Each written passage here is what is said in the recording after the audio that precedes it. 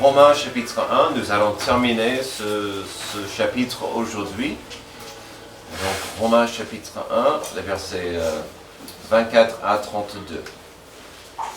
Alors, on va voir une question que vous avez tous entendue. On l'entend souvent, vous allez l'entendre. Peut-être il y en a qui l'ont déjà posée dans vos vies. Si Dieu existe, pourquoi il y a tant de mal dans le monde? Si Dieu existe, pourquoi il y a tant de violence, d'injustice et de souffrance dans ce monde? Alors, ces questions pénibles ne sont pas débiles ni légères. Il faut en faire face, il faut avoir une belle compréhension de ce que la Bible a à dire sur ce sujet. Ces questions tombent bien car le sujet de ces dernières semaines, c'est que Dieu est présent et il n'est pas silencieux. Comment est-ce que Dieu nous communique? Qu'est-ce qu'il a à nous dire? Pour entamer de tels sujets, nous creusons depuis un moment au Romains chapitre 1. Alors c'est vrai que ce que nous avons vu de la part de Dieu, ici à Romains 1, c'est que quand Dieu veut nous communiquer, souvent, il va le faire. Nous avons compris que Dieu existe et sa communication envers nous vient d'une direction, d'un désir de nous racheter. Nous venons de chanter de cette notion de la rédemption. C'est vraiment le but de Noël. Après tout le ministère de Jésus, c'est pour nous racheter, la rédemption. Mais la rédemption, par contre, implique la simple notion que nous sommes maudits, que nous sommes perdus, nous sommes dans un mauvais état déjà.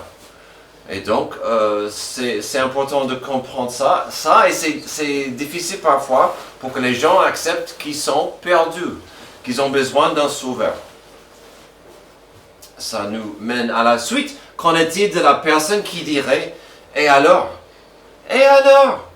Même si je suis perdu, même si je ne suis pas intime avec Dieu. Et alors, la semaine dernière, nous avons compris que l'ignorance n'est pas une justification d'ignorer, même de se rebeller contre Dieu. Amen. Nous avons aussi compris que la malédiction humaine, notre arrogance, nous mènera envers l'idolâtrie. Donc on a vu que l'ignorance n'est pas assez, et souvent ça nous mène vers l'idolâtrie. Mais qu'en est-il de la personne qui dirait « Et alors? Et alors? Ça ne me gêne pas d'être séparé de Dieu. » Au certain stade de l'enfance, il est sage, normal, même nécessaire de dire non à un bébé, d'expliquer certains dangers, certaines menaces, certains risques à une gosse. N'est-ce pas, Lionel? Il faut parfois expliquer, même si l'enfant ne comprend pas, des dangers. Il ne faut pas mettre un couteau. Déjà, il ne faut pas avoir un couteau, bébé. Si tu l'as, il ne faut pas le mettre dans une prise électrique. Ni un fil électrique dans la bouche, d'accord? Il faut pas jouer dans la rue. Notre rue, oh là là, notre rue est dangereuse comme c'est pas permis. Mais il faut comprendre, si vous allez traverser la rue, regardez à gauche, regardez à droite, refaire le même geste une deuxième fois avant de traverser. N'acceptez pas les bonbons d'un inconnu. Voilà, toutes ces choses qu'il faut enseigner à un enfant. C'est important. Mais à un moment donné, lorsqu'un enfant arrive au stade, par exemple, de quitter la maison, de sortir de chez ses parents, de commencer une vie quelque part. Alors maintenant Lionel ne veut plus entendre. Mais voilà, à ce stade, n'est-ce pas nécessaire de laisser l'enfant faire ses propres choix? Même si l'enfant pourrait choisir de faire n'importe quoi, l'enfant pourrait faire des choix mauvais, des actions tragiques, violentes, égoïstes. ça pourrait se faire. Si je voulais vérifier que, par exemple, ma fille aînée ne prend pas une mauvaise décision, si je voulais confirmer qu'elle ne ferait pas la moindre décision égoïste, la seule solution devant moi ne serait pas idéale. Kyriana sera enchaînée dans mon sous-sol si je voulais qu'elle ne fasse pas une mauvaise décision. Et on n'a même pas un sous-sol. Mais ça serait la seule solution pour, ou je pourrais parler de ma deuxième fille, de l'enchaîner dans le sous-sol pour que, non, pour qu'elle ne fasse pas des mauvaises décisions. C'est pas idéal, ce n'est pas pratique, ce n'est pas vraiment logique.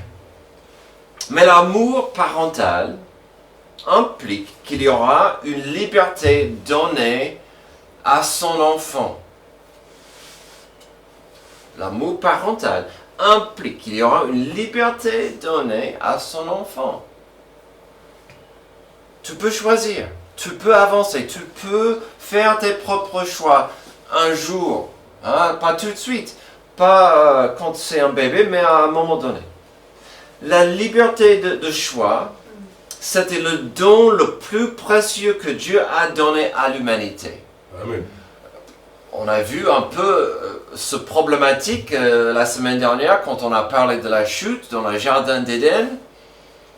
Mais on avait et on a toujours ce don le plus précieux après le don de Noël et de Jésus-Christ, mais le don de pouvoir choisir ce qu'on veut. Avec ce don précieux, Dieu a pris un risque énorme.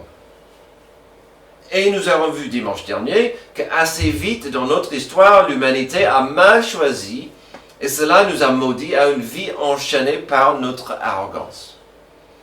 Aujourd'hui, on verra ce qui arrive lorsque l'arrogance de l'homme se rebelle contre la vérité de Dieu. Puisque l'amour de Dieu n'est pas une obligation forcée, et puis, si Dieu voulait obliger son amour sur quelqu'un, est-ce que ça serait l'amour?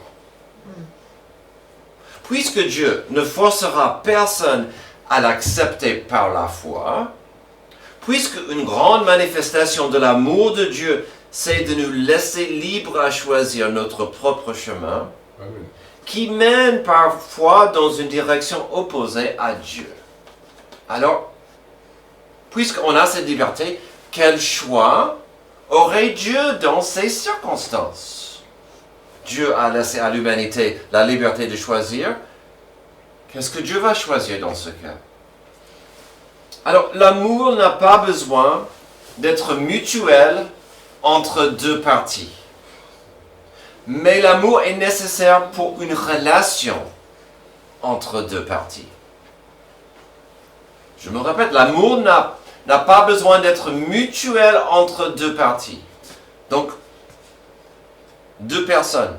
Si je croise l'homme de la rue, par exemple, et je ne parle pas d'Antoine, je croise l'homme de la rue. Amen. L'amour n'est pas forcément nécessaire là. Mais si je veux entamer une relation avec cette personne, éventuellement, l'amour sera nécessaire. Alors, quel choix aurait... et puis, ça me rappelle de notre étude de tout à l'heure. Idéalement, il y aura de l'amour dans l'Église. Il y aura l'amour entre un frère et une sœur. Et donc, si le pardon est nécessaire, ça veut dire qu'il y a un empêchement dans cette relation d'amour. Alors, quel choix aurait l'homme dans ces circonstances? Alors, des réponses que nous trouverons seront tristes, car l'amour de Dieu ne nous forcera pas à venir à lui dans la foi, dans l'humilité et la confiance. Qu'allons-nous trouver vis-à-vis de la liberté que nous avons de refuser Dieu? D'abord, quelle liberté Dieu accorde-t-il à ceux qui le rejettent? D'accord? Les gens sont en train de rejeter Dieu. Quelle liberté est-ce que ces gens auraient?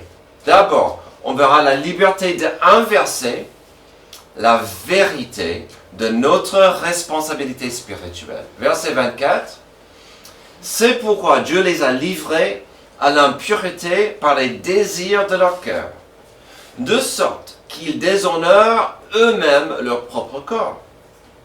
Eux qui ont remplacé la vérité de Dieu par le mensonge et qui ont adoré et servi la créature au lieu du Créateur, qui est béni éternellement. Amen. Amen. Alors, on va parler de cette liberté de renverser la vérité de notre responsabilité spirituelle. Alors, ça implique qu'on a une responsabilité spirituelle. Alors, n'oubliez pas que ce passage parlera de ceux qui sont plus que dans l'apathie. On verra une attitude de rejet, de rébellion, de résistance à Dieu. Il faut garder ça en tête pour comprendre ce passage. On ne parle pas de quelqu'un curieux ou même qui ne sait pas encore. Ce sont des gens qui sont opposés à Dieu.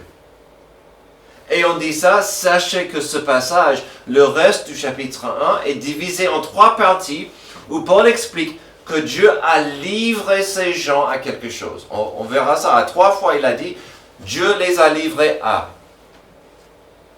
3 fois, 3 choses, 3 hypothèses, 3 libertés qui porteront des conséquences un jour. Mais la personne aura la liberté de prendre ce chemin. Donc ici, on commence avec la liberté d'inverser notre responsabilité spirituelle envers Dieu. La clé ici, c'est le verset 25 qui contient des échos du Jardin d'Éden. Le remplacement de la vérité par le mensonge. Donc déjà, on peut voir ça, on a vu ça la semaine dernière. Le mensonge. Et qu'est-ce que ça fait? L'adoration, puis Paul a ajouté, bien sûr, le service de la créature au lieu du Créateur. Et j'admire, j'apprécie que Paul a ajouté ça. Ils vont adorer et servir. Ça va ensemble. Si vous allez adorer quelqu'un, quelque chose, normalement le service fait partie de cette formule. Et donc il dit, on va adorer et servir ce qui est créé par les créatures. C'est l'inversement total de la formule que Dieu souhaite voir de nous. Le remplacement de la vérité par le mensonge, au lieu d'avoir une relation de paix avec notre Créateur. Tout y est, la simplicité est presque choquante. Notre raison d'être, c'est quoi? C'est de vivre dans une relation de paix avec Dieu. Amen. Cela, bien sûr, implique de l'adoration et du service. Ça, c'est la vérité divine disponible à nous de la part de Dieu. Notre raison d'être est trouvable et disponible. Mais ici, que fait l'homme? Il renverse cette vérité pour dire non, je vais élever quelque chose ou quelqu'un dans une position de honneur et d'adoration. Paul dit clairement que c'est un mensonge et c'est le même mensonge depuis Genèse 3. Tout ça, c'est évident au verset 25. Mais au verset 24, regarde où on voit le résultat ou le fruit de telles actions. Le 25 nous donne le problème, c'est le renversement de notre responsabilité spirituelle. Mais le fruit de ça est évident au verset 24, où on voit ça, c'est-à-dire que cette personne est livrée à l'impurité par ses désirs. L'impureté. Et donc, ça va de soi. Si quelqu'un va dire, je me tourne le dos à Dieu, il ne s'intéresse pas à la sainteté, à la pureté. Il va courir et va se salir. Cette personne est livrée à l'impureté par ses désirs. On voit cette simple notion de Dieu qui dit, je t'invite à moi, mais puisque tu me rejettes, je te laisse ruiner ta vie. Rostand a dit que j'avais le temps pour en parler des amants. On voit ici deux amants. Je ne pourrais pas mettre ces deux choses ensemble. Il y a une résistance. Dieu dit, je suis là. Je veux que tu viennes à moi. Et l'homme rebelle va dire, non, ça passe pas. Ça m'intéresse pas. Il y aura toujours cette séparation obligée. Tandis que on n'est pas né pour être dans cette situation. L'humanité a une responsabilité spirituelle. Mais ici, qu'avons-nous? L'inversement de notre responsabilité spirituelle. La parole en est claire. Tu aimeras Dieu avec tout ton être. Et le résultat pratique de ça sera de ne pas avoir d'autres dieux devant sa face. Mais ici, l'inversement est à l'honneur. Donc, on va adorer d'autres choses. Ensuite, quelle liberté Dieu accorde-t-il à ceux qui le rejettent? Nous avons vu la liberté d'inverser la vérité de notre responsabilité spirituelle.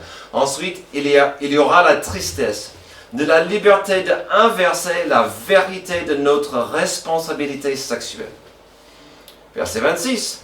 C'est pour cette raison que Dieu les a livrés. Donc, je vous ai promis trois fois qu'on voit Dieu les a livrés. Dieu les a livrés à quoi? À des passions déshonorantes. Leurs femmes ont remplacé les rapports sexuels naturels par des relations contre nature. De même, les hommes ont abandonné leur rapport naturel avec la femme et se sont enflammés dans leur désir les uns pour les autres. Ils ont commis l'homme avec homme des actes scandaleux et ont reçu en eux-mêmes le salaire qui méritait leur égarement. Amen. Donc encore, on voit cette notion d'être séparé, égaré, loin de la volonté et la présence de Dieu. Nous entrons dans un passage déjà bien clair, ça s'explique. C'est important à comprendre ça dans ce passage. Mais aussi, nous revenons au rejet du plan et la volonté de Dieu. Encore, il ne faut pas oublier que ce passage tourne autour du rejet, de la résistance contre la volonté de Dieu. Donc, quelle est la volonté de Dieu? C'est important à comprendre. La création décide, ici, qu'elle connaît mieux que le Créateur. La question s'impose alors. Quelles attentes le Créateur a-t-il pour nous? Déjà, il y a la phrase puissante à la fin du verset 26, contre la nature. Sans une étude trop profonde, permettez-moi à vous montrer quelques versets du début. Pour voir la volonté de Dieu pour nous. Genèse 1, 27. Dieu créa l'homme à son image. Il le créa à l'image de Dieu. Il créa l'homme et la femme. Dieu les bénit et leur dit, reproduisez-vous, devenez nombreux, remplissez la terre et soumettez-la. Ici, nous avons, je ne sais pas si vous vous rendez compte, puisqu'on parle souvent de l'arbre, des arbres interdits. Mais ici, qu'est-ce qu'on a? Nous avons le premier commandement positif, entre guillemets, de Dieu à l'humanité. Que l'homme et la femme, selon son plan à Dieu et sa volonté, deviennent une chair et se reproduire. Dans ce cas, quel est le plan et la volonté de Dieu pour que cela arrive? Si le plan, c'est que l'homme et la femme se mettent ensemble, qu'est-ce qu'est le plan de Dieu? Genèse 2, 22 à 24. L'Éternel Dieu forma une femme à partir de la côte qu'il avait prise à l'homme et l'amena vers l'homme. L'homme dit, voici cette fois celle qui est faite de mes os et de la même chair que moi. On l'appellera femme parce qu'elle a été tirée de l'homme. C'est pourquoi l'homme quittera son père et sa mère et s'attachera à sa femme et ils ne feront qu'un. Si on revient à notre deuxième point, je dirais sans honte que l'enfant adoptif de Dieu et l'Église de Jésus-Christ, nous avons une responsabilité de honorer le cadeau de l'acte de sexe que Dieu nous a donné dans son contexte originel. Si nous regardons l'acte de sexe tel que Dieu nous l'a donné et de mieux comprendre notre responsabilité, ça nous aidera d'imaginer un arbre. La plus grande partie de l'arbre sera le mariage où vous avez l'homme et la femme qui font une chair. Les branches de l'arbre auraient des branches principales de l'arbre, ce sont des enfants. Des enfants de tout âge. Les branches de l'arbre auraient la responsabilité de soutenir et de promouvoir le plan et la volonté de Dieu vis-à-vis de notre responsabilité sexuelle. Certes, il y a énormément de gens qui ne sont pas mariés, je comprends. Ce nombre compte et implique des jeunes enfants, des célibataires de tout âge, des ados qui ne sont pas encore là. Mais cela n'empêche pas que ces gens qui ne sont pas mariés auraient au cœur de soutenir et honorer le plan de Dieu vis-à-vis de l'acte de sexe, le mariage. L'enfant adoptif de Dieu, de tout âge, peut dire « Je veux honorer le plan de Dieu, la volonté de Dieu pour vis-à-vis du mariage. » Nos enfants vont apprendre des choses sur le sexe de toute façon. Et le monde et le Dieu de ce monde vont faire tout ce qu'ils peuvent pour enseigner et inonder nos jeunes avec leur vision des choses. Tandis que l'enfant adoptif de Dieu, peu importe son âge ou son état civil, aura la responsabilité de soutenir et de défendre la responsabilité sexuelle selon le plan de Dieu. Nous voulons la volonté de Dieu selon comment il a planifié et organisé notre futur. Donc les actes que nous voyons dans notre deuxième point vont contre plusieurs attentes de Dieu. Ce n'est pas fait dans le cadre de ce que Dieu appelle le mariage. Et en plus, c'est une attente de prendre un raccourci de plaisir pour contourner l'union profonde créée par Dieu. Une union qui aussi permet à la procréation humaine. C'est magnifique. Il n'y a rien plus précieux et important à la fondation d'une culture que d'avoir des familles soudées ensemble sous la main bénissante de Dieu. Il n'y a pas une fondation plus forte et précieuse que ça. Quand cela ne fait plus partie de la fondation d'une culture, elle commence à s'effondrer. Finalement, notre deuxième point, ici, est comme notre premier. Ici, nous voyons encore la continuation de ce remplacement de la vérité de Dieu par le mensonge pour inverser sa vérité et simplement pour se rebeller contre lui et dire « Je connais mieux que Dieu ». Aujourd'hui, notre question du jour est triste, mais nécessaire à voir. Quelle liberté Dieu accorde-t-il à ceux qui le rejettent? On a vu la liberté d'inverser la vérité de notre responsabilité spirituelle. On vient de voir la liberté d'inverser la vérité de notre responsabilité sexuelle. Troisième, on verra la liberté d'ignorer la vérité de notre responsabilité relationnelle. Verset 28. Comme ils n'ont pas jugé bon de connaître Dieu, Dieu les a livrés à leur intelligence déréglée, de sorte qu'ils commettent des actes indignes. Ils sont remplis de toutes sortes d'injustices.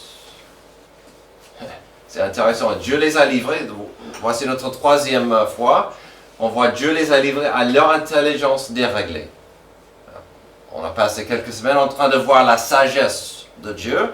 Ici, on voit la sagesse de l'homme. La sagesse de l'homme. Dans ce dernier passage triste, il n'y aura pas forcément un inversement de la vérité de Dieu. Mais il y aura un refus, une rébellion flagrante de ce que l'homme comprend, c'est la vérité, sur sa responsabilité vis-à-vis de son attitude et son comportement. Alors déjà, ce n'est pas un mystère, au moins pour nous, mais je pense que l'homme le sait. Même l'homme de la rue sait qu'on est fait dans l'image de Dieu. On est créé dans l'image de Dieu. Ça donne à chaque humain une valeur précieuse et immense. Cela aussi implique que chacun de nous a une conscience en nous. Cette capacité de Dieu qui nous permet à connaître la différence entre le bien et le mal. Donc, étant créé dans l'image de Dieu, on est précieux, on a cette conscience pour nous aider à nous guider vers ce qui est correct. Puis après cette vérité simple d'avoir une conscience, il reste les deux plus grands commandements de Dieu pour l'humanité. De aimer Dieu profondément, avec tout son être, et d'aimer son prochain pratiquement. On en parle souvent ici, on appelle ça l'amour au carré. Et Jésus a dit, c'est les deux plus grands commandements dans toute la parole. C'est vraiment la fondation de toute la parole de Dieu. Aimer Dieu, aimer son prochain. Pas toujours facile, mais très très important. Voici notre responsabilité relationnelle. C'est pourquoi je l'ai mis au carré. Parce que on a cette responsabilité d'être dans une relation de paix avec Dieu et avec notre prochain. Mais qu'est-ce qui va arriver quand on tourne le dos à Dieu? Notre passage termine avec une longue et triste liste d'actions et d'attitudes. La plupart seront facilement repérées comme des péchés contre autrui, même si certaines seront contre Dieu. Bien sûr, les méchancetés envers autrui arriveront plus souvent et facilement lorsque quelqu'un s'en fiche de Dieu. Quand on s'en fiche de ce que Dieu veut ou pense, il est bien plus facile de faire n'importe quoi vers mon prochain.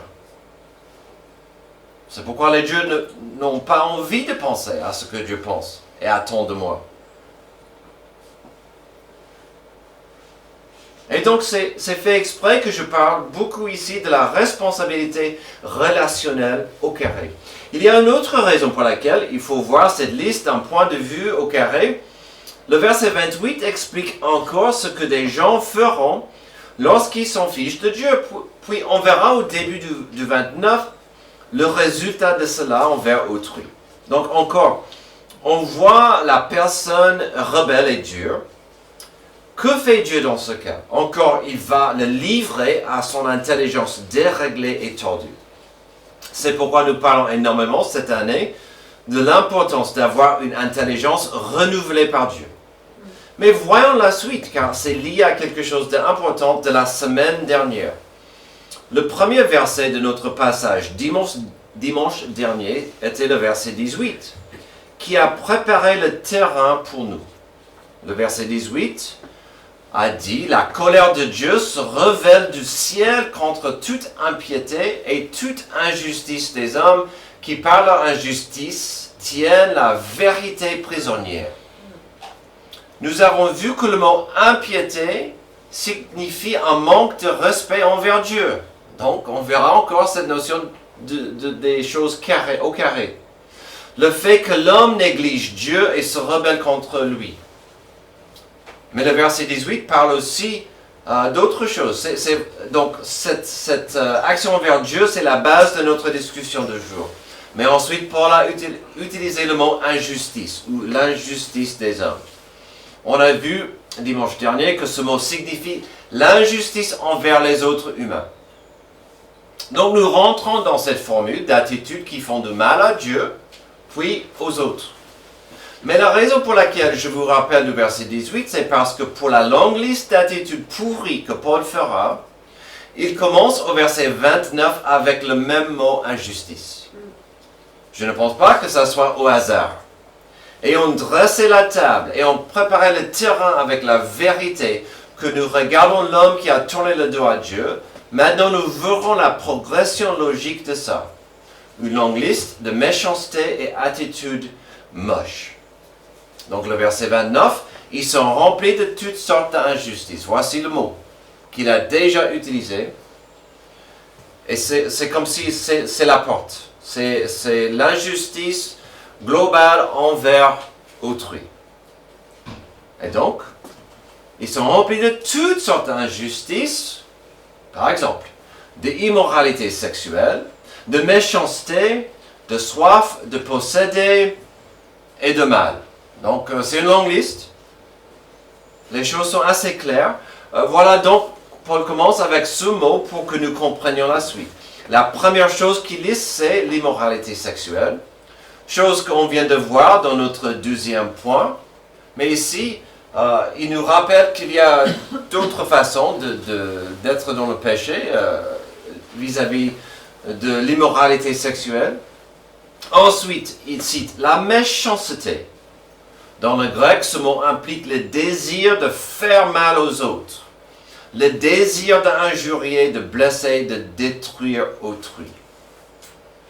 Et donc, on voit cette attitude des gens qui veulent faire du mal à quelqu'un d'autre. Il y a la soif de posséder. C'est un problème dans notre culture et je pourrais être coupable de ça, de vouloir posséder plus. Il parle du mal. Ça, c'est l'attitude globale du mal. C'est moins une action, plus une attitude. Sachez qu'à mon avis, on pourrait prendre des heures et des heures si on voulait chercher des définitions profondes de chaque mot dans cette liste. Je sais que vous n'avez pas envie d'être ici toute la journée.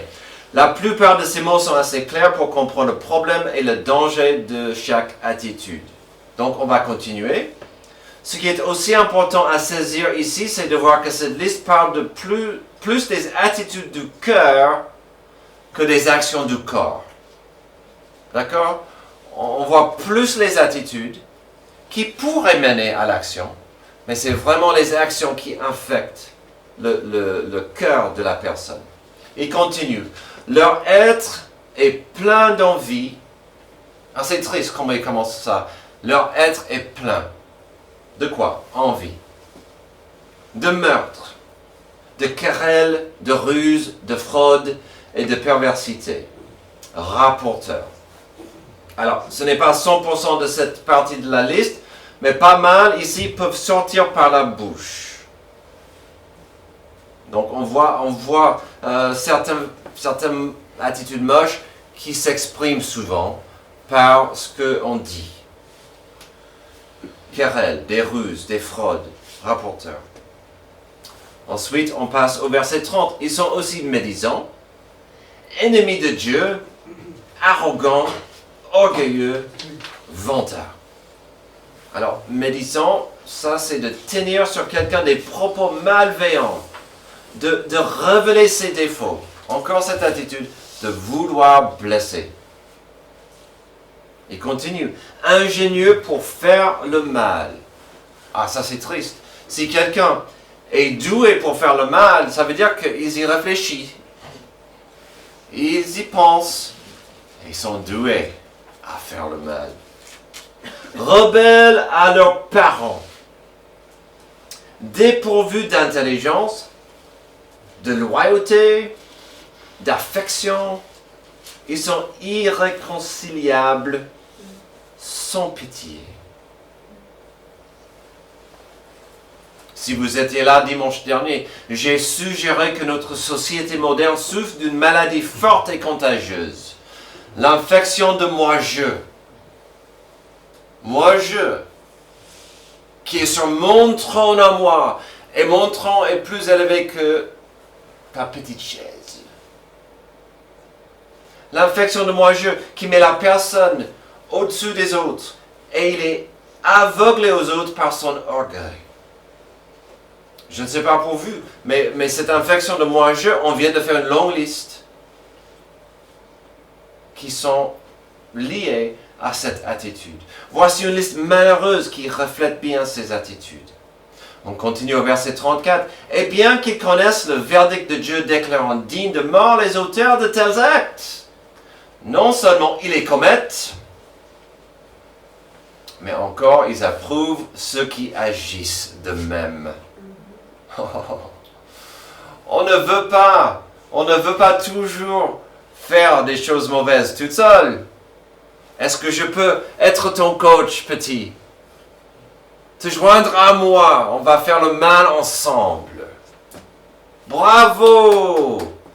Tu grandis dans ton chemin d'être un crétin, d'être mauvais pour la société. Bravo, continue comme ça. Notre passage, et ça c'est triste, quand on veut louer quelqu'un qui agit comme ça, quand on dit bravo, continue, c'est triste. Notre passage, notre chapitre termine avec une proclamation forte et flagrante. Le rebelle que nous avons vu aujourd'hui aurait une compréhension de son attitude et ses actes.